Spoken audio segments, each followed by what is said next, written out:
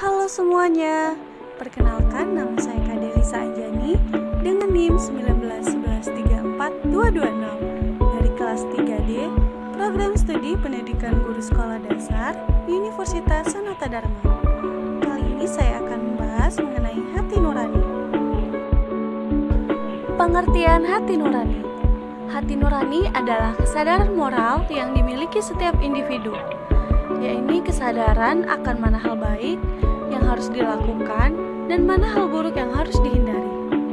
Kesadaran moral manusia bukan sesuatu yang netral, tetapi harus dilakukan untuk dianggap baik dan tidak melakukan hal yang dianggap buruk.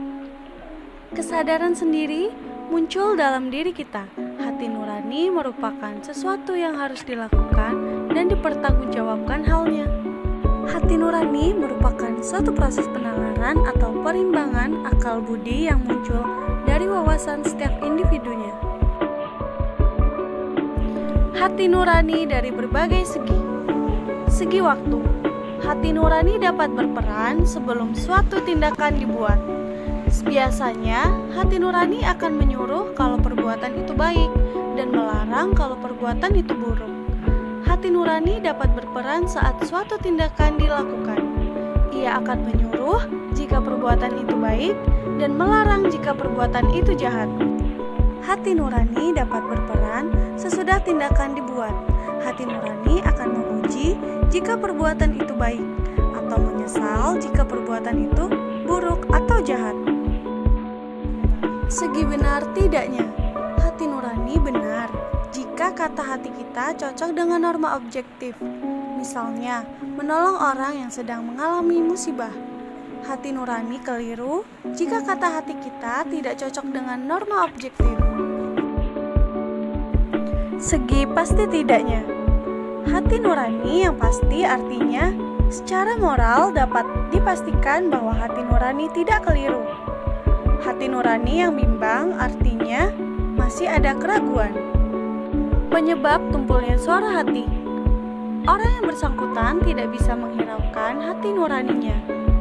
Orang yang selalu bersifat ragu-ragu atau bingung. Pandangan masyarakat yang keliru, misalnya, riba dianggap biasa. Pengaruh pendidikan dalam lingkungan keluarga atau lingkungan lainnya. Pengaruh propaganda, media massa, dan arus massa. Cara kerja suara hati nurani. Sebelum bertindak, ia berfungsi sebagai petunjuk yang mengingatkan pengetahuan kita bahwa ada yang baik dan ada yang buruk. Sesungguhnya, kesadaran moral semacam ini sudah dimiliki setiap orang dewasa. Pada saat-saat menjelang bertindak, ia bertindak sebagai hakim yang menyuruh kita melakukan yang baik dan melarang atau menghindari yang jahat.